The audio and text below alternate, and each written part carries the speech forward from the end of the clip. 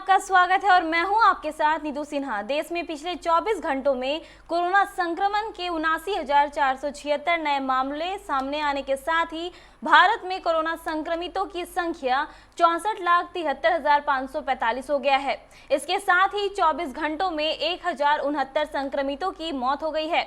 अब देश में कोरोना से हुई मौत का आंकड़ा 1 लाख के पार हो गया है। मृतकों की संख्या 1,08,82 हो गई है। स्वास्थ्य विभाग द्वारा आंकड़ों के मुताबिक फिलहाल 9,44,996 एक्टिव केस है, जबकि 54,27,707 लोग संक्रमण को मात देकर ठीक हो चुके हैं।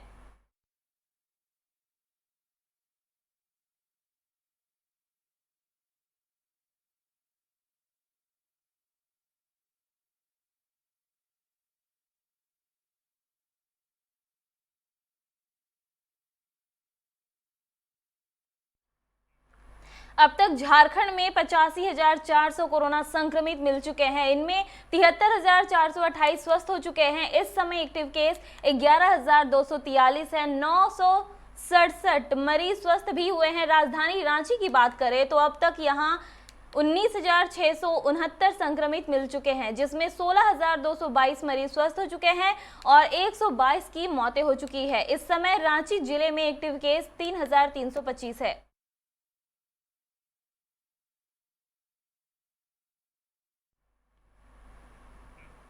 बिहार विधानसभा चुनाव के लिए महागठबंधन में सीटों का फॉर्मूला तय हो गया है। 150 या इससे अधिक सीटों पर चुनाव लड़ने पर अड़े राजद के तेवर कांग्रेस की जिद के आगे नरम पड़े हैं।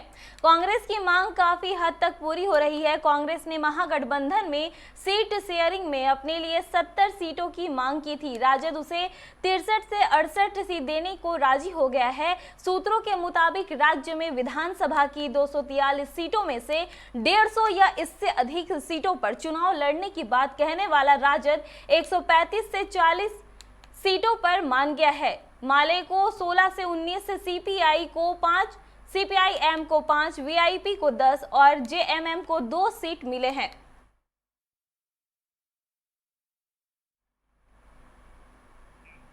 मुख्यमंत्री हेमंत सोरेन विभिन्न विभागों के वरीय अधिकारियों संग कामकाज की समीक्षा करेंगे। मंगलवार से इसकी शुरुआत होगी। यह सिलसिला लगातार 3 दिन चलेगा।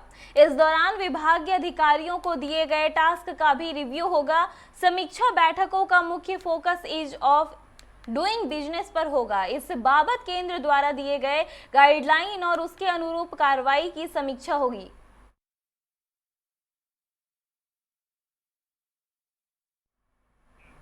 सुदामडी थाना क्षेत्र के पाथरडी के समीप मुंगेरिया खटाल के गोदाम में देर रात आग लग गई, जिससे हजारों रुपए के बिचाली जलकर राख हो गए। खटाल मालिक मधुसूदन यादव बताया कि आपसी रंजिश में पड़ोसी ने किरासन तेल छिड़ककर आग लगाई है। मधुसूदन यादव ने बताया कि मेरा यहां पर किसी से कोई दुश्मनी नहीं है, लेकिन कल हमारे पड़ोसी के साथ कुत्ते को लेकर झगड़ा हुआ था, जिसका समझौता सुदामडी थाना में हुआ था। बावजूद इसके पड़ोसी ने देर रात को मेरे बिचाली के गोदाम में केरोसिन तेल छिड़ककर बिचाली में आग लगा दिया। इस घटना के संबंध में सुदामडी थाना से मदद मांगने गए तो थाना में तैनात एएसआई ने दुर्व्यवहार किया गया और गाली गलौज कर भगा दिया।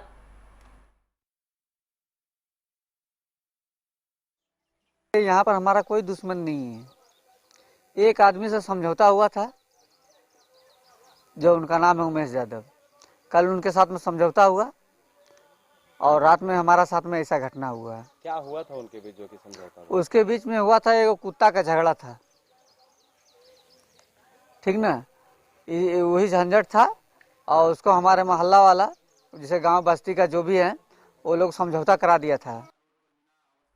कोरोना महामारी को लेकर लागू देशव्यापी लॉकडाउन में ट्रेनों की रफ्तार थमसी गई थी। अब धीरे धीरे ट्रेनों को पटरी पर उतारने की कवायद की जा रही है। रेलवे बोर्ड ने पुरी से आनंद बिहार के बीच चलने वाली नंदकानन एक्सप्रेस और नीलांचल एक्सप्रेस को चलाने की अनुमति दे दी है। इससे धनबाद से दिल्ली का सफर करना आसान हो जाएगा। पुरी से आनंद विहार के बीच चलने वाली नंदनकानन एक्सप्रेस 7 अक्टूबर से चलेगी। पूरी आनंद विहार नीलांचल एक्सप्रेस को भी रेलवे बोर्ड से हरी झंडी मिल गई है। ये ट्रेन 9 अक्टूबर से चलेगी। इन दोनों ट्रेनों के परिचालन होने से उड़ीसा और नई दिल्ली के बीच से ठहराव वाले स्टेशन के यात्रियों को राहत मिलेगी। आपको बता दें कि धनबाद के गोमो स्टेशन पर इन दोनों ट्रेनों का ठहराव है। अब धनबाद से दिल्ली का सफर आसान हो जाएगा।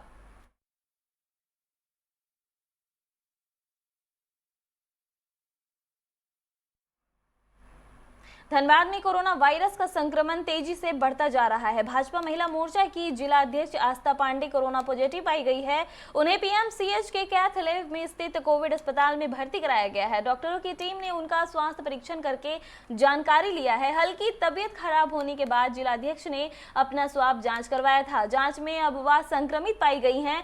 झारखंड प्रदेश भाजपा कार्य समिति सदस्य और धनबाद के पूर्व मेयर चंद्रशेखर अग्रवाल पिछले दिनों दिल्ली गए थे। वहां से लौटने के बाद कोरोना जांच कराई, रिपोर्ट निगेटिव है। इसके बावजूद उन्होंने खुद को होम क्वारंटाइन कर लिया है। 1 सप्ताह तक होम क्वारंटाइन रहेंगे। कालूपथान ओपी क्षेत्र के पातलावाड़ी में देर रात खाद्य आपूर्ति विभाग की टीम ने एक मकान में छापेमारी कर भारी मात्रा में पीडीएस के चावल को पकड़ा है। बताया जाता है कि आपूर्ति विभाग को यह सूचना मिली थी कि एक मकान में अवैध चावल गोडाउन में जहां गरीबों को मिलने वाला अनाज को इकट्ठा कर कालाबाजारी के लिए भेजा जाता है। सूचना के बाद आपूर्ति विभाग की टीम ने कालूपथान पुलिस के साथ मिलकर छापेमारी की और मौके से भारी मात्रा में पीडीएस के चावल भरी बोरियों को जब्त किया है। साथ ही एक ट्रक को भी जब्त किया है, जबकि छापेमारी से पहले वहां रहे सभी लोग फरार हो गए। जांच के क्रम में यहाँ पे न ड्राइवर मिले, सब भाग खड़े हुए। थाने को देखते हुए ड्राइवर उसके साथ जो भी थे, जो भी चावल के मालिक हैं, वो लोग यहाँ पे कोई उपस्थित नहीं हुए। चावल देख के सर क्या प्रतीत होता है कि ये ऐसा प्रतीत होता है ये जनधन प्रणाली का दुकान का चावल है? खाद्य सुरक्षा योजना के तहत, राष्ट्रीय खाद्य सुरक्षा योजना के तहत जो खाद्यान्न का वितरण जन वितरण प्रणाली विक्रेता के द्वारा ई पोस्ट माध्यम से किया जाता है, मशीन के माध्यम से, वो लाभुकों का चावल प्रतीत होता है। साइबर अपराध की दुनिया में जामताड़ा का नाम बदनाम हो चुका है। अब जामताड़ा के पड़ोसी जिले देवघर और गिरिडीह में भी साइबर अपराध के प्रति अपराधियों का आकर्षण बढ़ा है। आलम यह है कि इन दिनों जिलों में भी देश के विभिन्न राज्यों की पुलिस साइबर अपराधियों की गिरफ्तारी के लिए चक्कर काटती रहती है। इन दोनों जिलों में पुलिस ने विशेष अभियान चलाकर 29 साइबर अपराधियों को पकड़ा है। इनसे विभिन्न मामले में पूछताछ भी की जा रही है।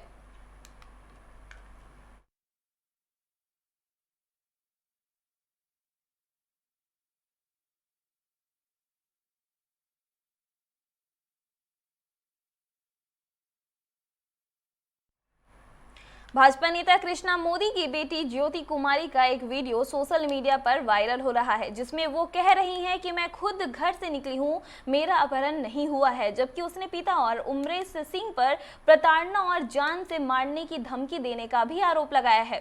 वीडियो में वह कह रही हैं अजहर तनवीर नामक लड़के से वो प्यार करती हैं और अपनी मर्जी से उसके घर गई हैं। ज्योति कुमारी ने सीएम से अपनी सुरक्षा की गुहार भी लगाई है, साथ ही जल्द ही सरेंडर करने की भी बात कही है। भागी हुई हूँ और अभी जहाँ पर भी हूँ सेफ हूँ। घर से भागने का रीज़न यह है कि मैं एक मुस्लिम लड़का से प्यार करती हूँ जिसका नाम अजहर तनवीर है और मेरे पापा को लगभग 18 महीने पहले ये बात का पता चला था और तब से आए दिन किसी न किसी वजह से और किसी न किसी कारण से मेरे साथ मारपीट होता रहता था।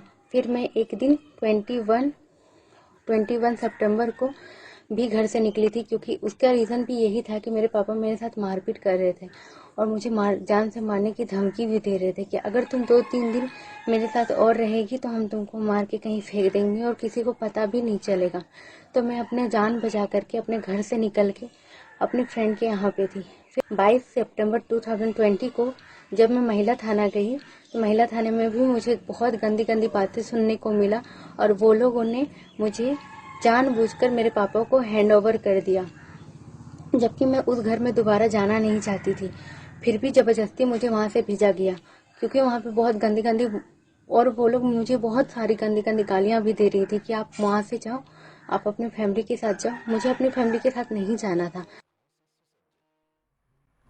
चिरकुंडा थाना के पंचायत में शनिवार को निरसा एसडीपीओ विजय कुशवाहा ने छापेमारी कर अवैध बालू लदे 5 ट्रैक्टर और एक 407 वाहन को जब्त किया है। इस दौरान मौके से 6 लोगों को गिरफ्तार किया गया है। लंबे समय से थाना क्षेत्र में अवैध बालू का उठाव होने की खबर पर अनुमंडल पुलिस अधिकारी ने कार्रवाई की है।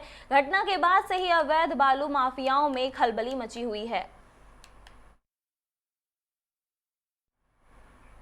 पीके रॉय कॉलेज के छात्रों ने विनोद विहारी महतो कोयलांचल विश्वविद्यालय के कुलपति पर मनमानी करने का आरोप लगाकर रणधीर वर्मा चौक पर पुतला फूंका है।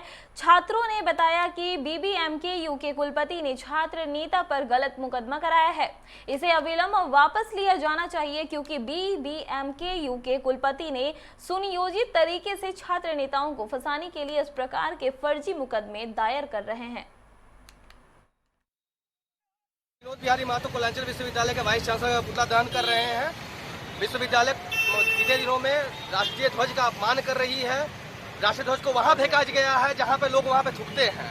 उस पे राष्ट्रीय ध्वज का अपमान कराया जा रहा है और अगर हम मासा इसका विरोध करती है तो उल्टा मासा पे केस किया जा रहा है। मासा के जिलाध्यक्ष पे केस किया गया है और ये आज जो कहावत है कि उल्टा चोर कोतवाल को डांटे, वो कहावत एकदम सही कहा गया है। विश्वविद्यालय के कुलपति अपने बचाव के लिए छात्रों पर आरोप लगा रहे हैं और ये अगर कुलपति अपने केस को वापस नहीं लेंगे तो एमएसएफ कंटिन्यू धरना प्रदर्शन और भी क्या बोलते हैं इसका विरोध करेगा। रांची आरपीएफ की सक्रियता के कारण 14 लड़कियों ने मानव तस्करी की शिकार होने से बच गई। इन्हें लातेहार से हैदराबाद सिलाई की ट्रेनिंग के लिए ले जाया जा रहा था। संदेह होने पर इन्हें पूछताछ की गई। महिला तस्कर को पुलिस ने गिरफ्तार कर लिया है। 8 नाबालिग लड़कियों एवं 6 बालिग लड़कियों को कोतावली थाना प्रभारी रांची को सौंप दिया गया है ताकि इस संदर्भ में आगे की कार्रवाई की जा सके। एनडीए में सीट शेयरिंग पर विवाद थमने का नाम नहीं ले रहा है। भाजपा के राष्ट्रीय अध्यक्ष चिराग पासवान को एनडीए में सीट बंटवारे का प्रस्ताव स्वीकार नहीं है। बार बार भाजपा के 143 सीटों पर लड़ने की तैयारी की खबर आ रही है। वह मुख्यमंत्री नीतीश कुमार के काम पर भी सवाल उठाते रहे हैं। इस बीच अब सोशल मीडिया पर जारी भाजपा के एक नए पोस्टर पर बिहार का सियासी पारा चढ़ गया है। पोस्टर में बोल्ड अक्षरों में कहा गया है कि मोदी से कोई बैर नहीं है, नीतीश तेरी खैर नहीं। पोस्टर में चिराग पासवान प्रधानमंत्री नरेंद्र मोदी के साथ खड़े नजर आ रहे हैं। वहीं सीएम नीतीश कुमार को सत्ता की कुर्सी के सपने में निराश दिखाया गया है।